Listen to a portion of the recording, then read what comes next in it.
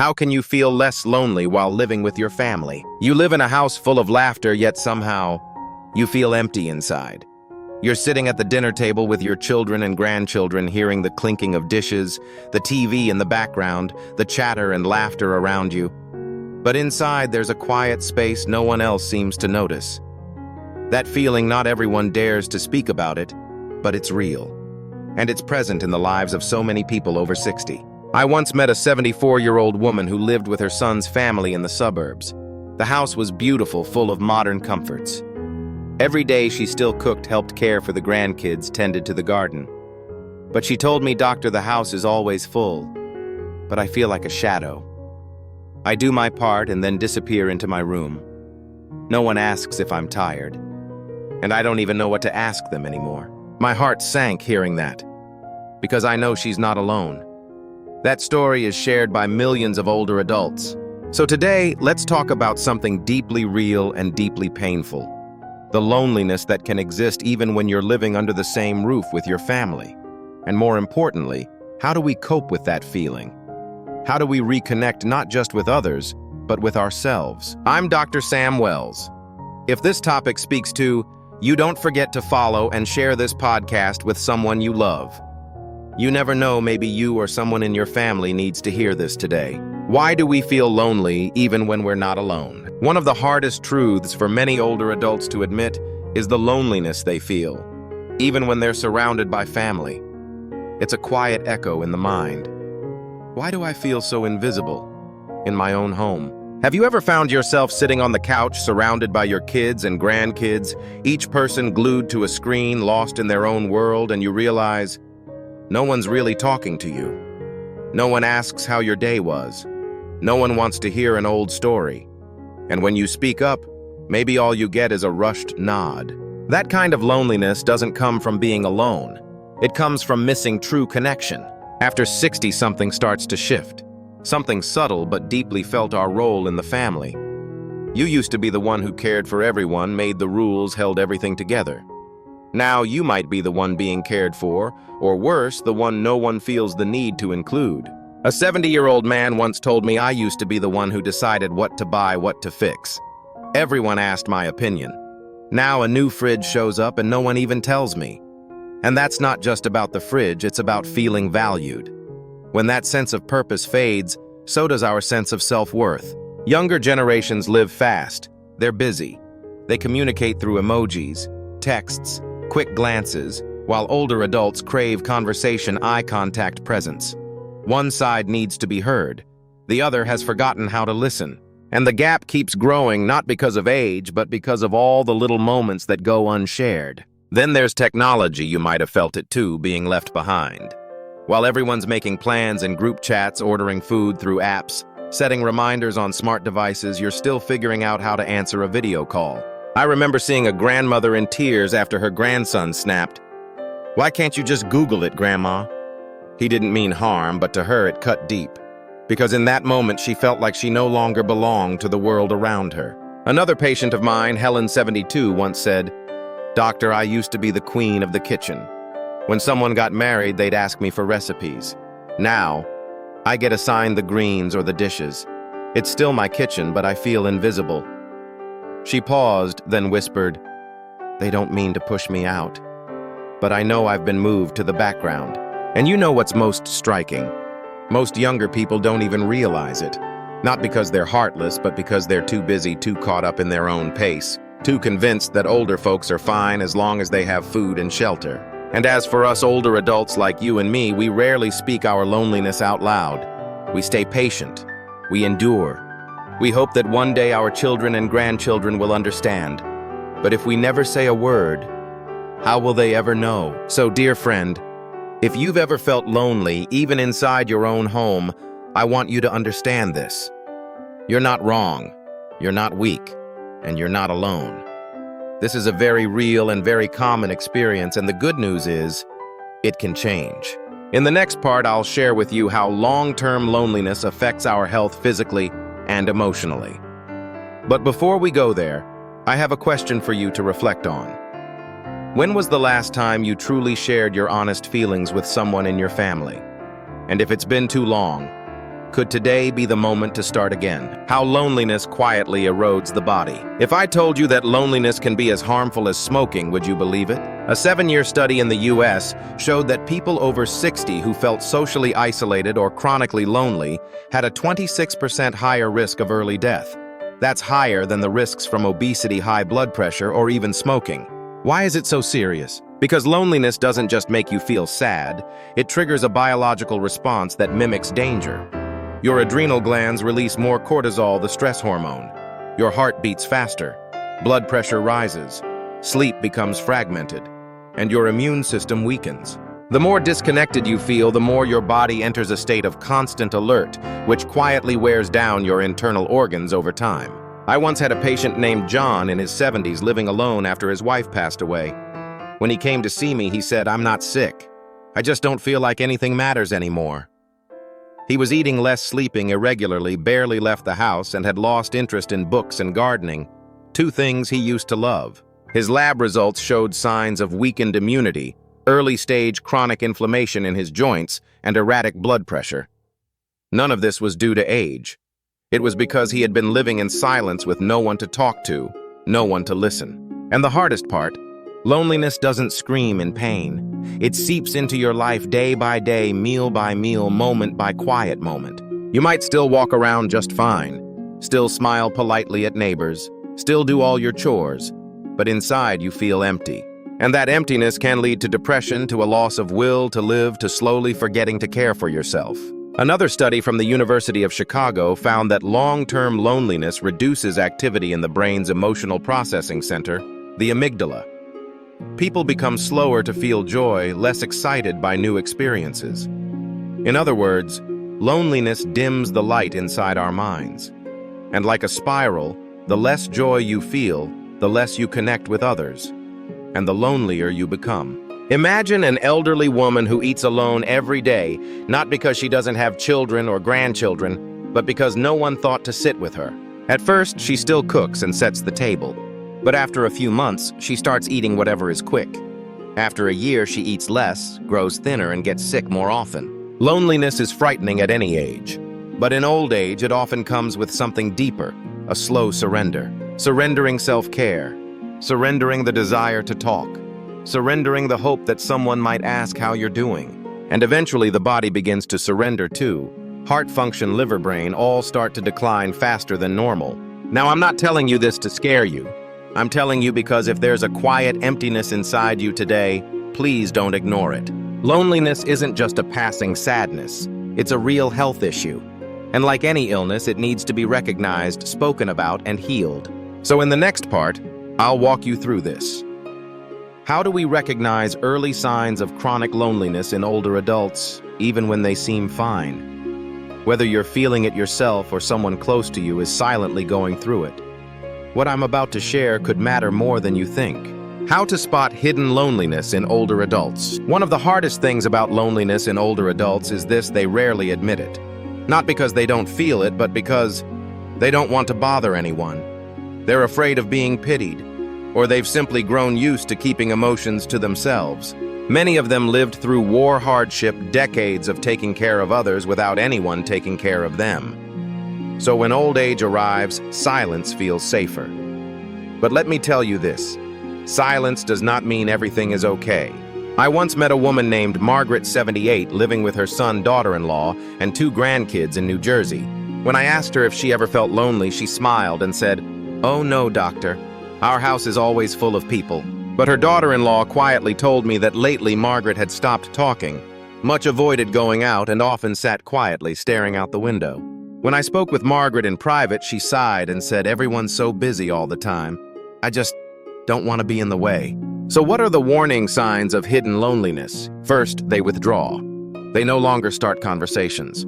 They stop calling friends. They avoid going out or even being around family. They might say things like, "I'm just tired," or "There's nothing to talk about," or "It's fine, leave it." But in truth, that's their way of protecting themselves from feeling left out again. Second, changes in eating and sleeping patterns. They may eat very little, skip meals, or overeat. They might sleep too much or struggle with insomnia. Their body loses its rhythm because there's no one to share life's little moments with. Third, They show a lack of interest in small joys. Someone who used to love tending their garden lets it go dry. Someone who once loved knitting leaves projects unfinished. It's not laziness. It is not forgetfulness. It's that their heart no longer sees the point when joy is experienced alone. Fourth, you may notice a decline in health with no clear medical reason. They might complain of frequent aches, dizziness, or fatigue, but medical tests show nothing serious. That's because, quite simply, loneliness can turn into real physical symptoms. And finally, the most heartbreaking sign, they stop expressing emotion altogether. No complaints, no compliments, no scolding, no small talk. Each day passes like a quiet loop on repeat. Do you have someone in your life like this? Take a moment and ask yourself, when was the last time Mom truly laughed? Does Dad still tell his old stories? Does Grandma still want to go to the market or cook her favorite dish? Hidden loneliness in the elderly doesn't shout. It quietly drains their spirit. And if we don't recognize it in time, they might still be living among us yet feel completely left behind. I once asked Margaret, what if your grandchildren spent just 10 extra minutes a day having tea with you? She chuckled, eyes welling up. That would be better than any medicine. You see, older people don't ask for much, they just want to feel like they still matter. And sometimes a single, honest conversation can open a door that's been shut inside their hearts for years. So how can we help older adults feel less lonely even when they're living with family? It might sound strange, but many seniors feel more lonely living in a full house than they would living alone. They hear the laughter of children, see lights on in every room, a full table at dinner, and still feel empty inside. Because in the rush of daily life, they no longer feel like an essential part of it all. An 82-year-old man once told me, "My son is a wonderful doctor. He provides everything I need. But the one thing I need the most, no one can give me. And that's the feeling that I still matter." Have you ever seen a grandmother knitting quietly by the window, but no one stops to ask, "What are you making, Grandma?" Or a grandfather turning on the TV just to hear voices only to fall asleep because no one watches with him. So then, how can we help our elders feel less lonely even when they're under the same roof? I don't believe the answer lies in more entertainment or taking Grandma out more often. Those things are like sweet candy. They might soothe the sadness for a while, but they don't heal the root. And the root is this: older adults need to participate, not just be cared for. Step 1. Give back a sense of role in the family. Don't let them just be the ones who sit quietly and get served. Let them feel like they still contribute. If Grandma wants to cook an old-style soup, don't say, "Mom, you should rest. Don't cook today." Say, "Mom, when you make this, it always tastes the best."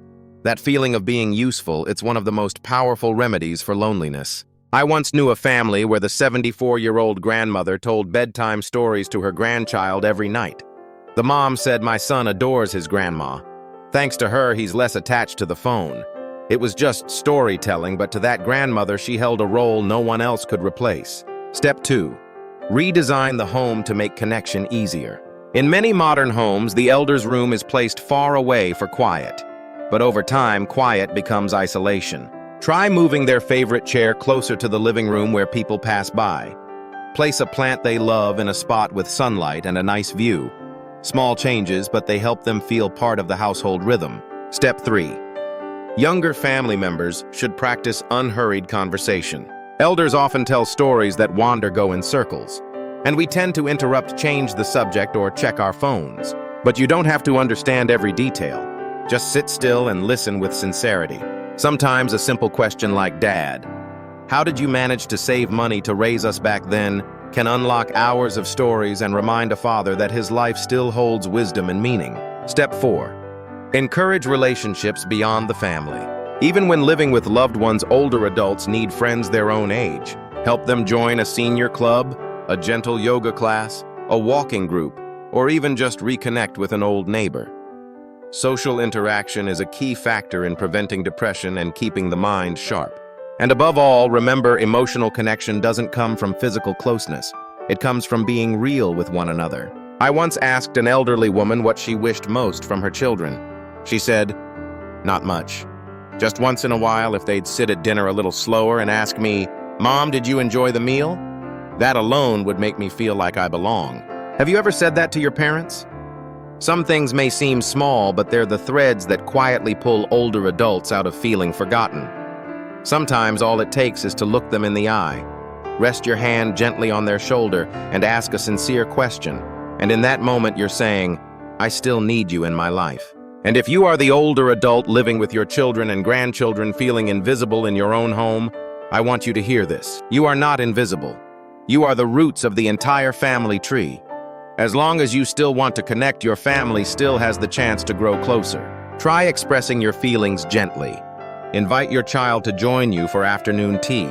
Ask to cook a meal together, or simply suggest flipping through an old photo album. Because connection, real connection, often begins with just one honest conversation. If you found this message helpful, please share it with someone who lives with aging parents or with the older adults in your own family.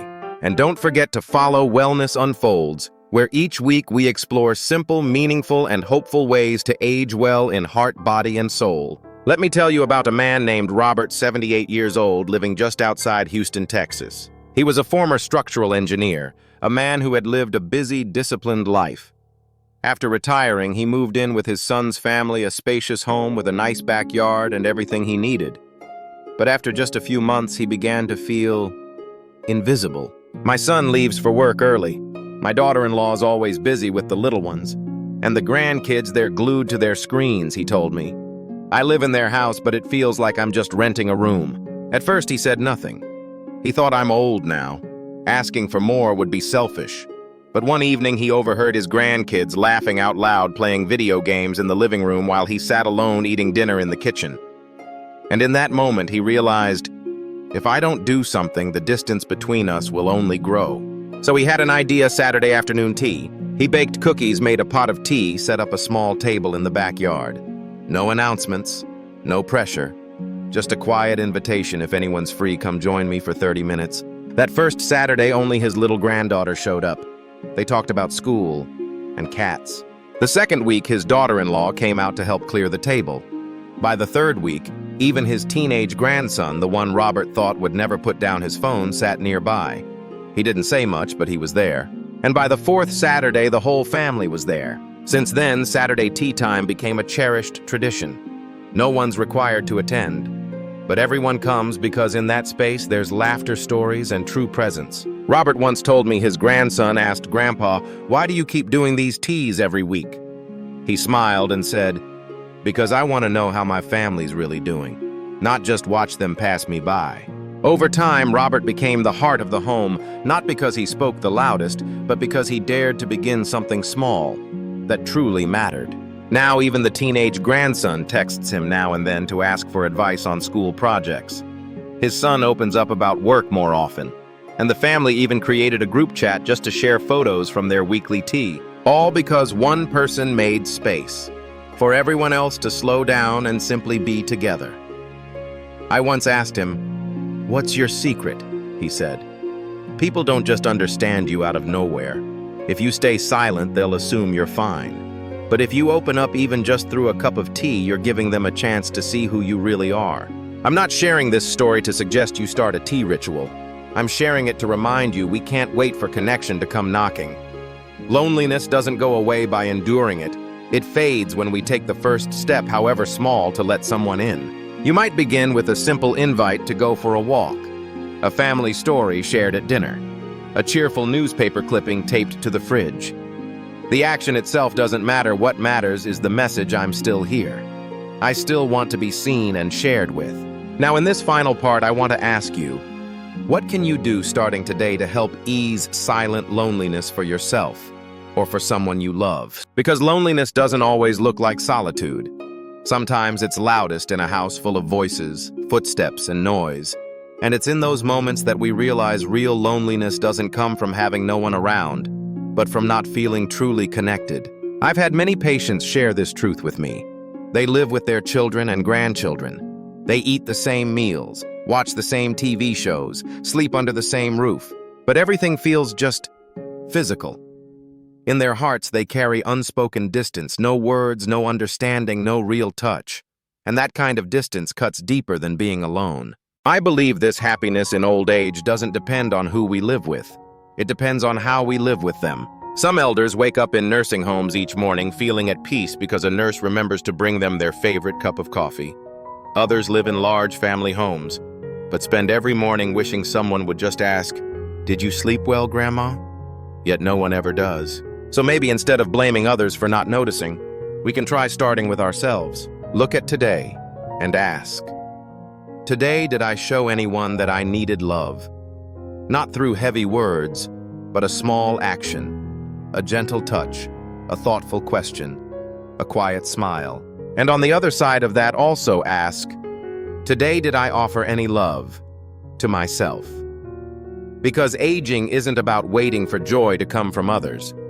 It's about knowing better than ever how to create peace from within. I want you to picture this like a circle.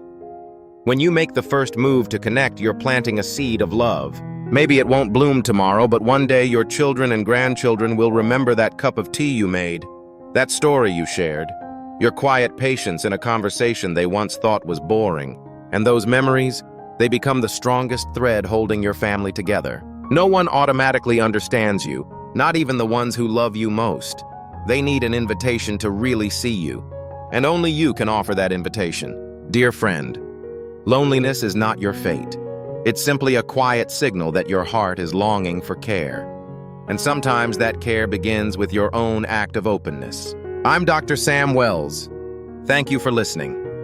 If today's episode touched something in your heart, please don't keep it to yourself. Share this podcast with someone you love because they might be feeling the same loneliness you do.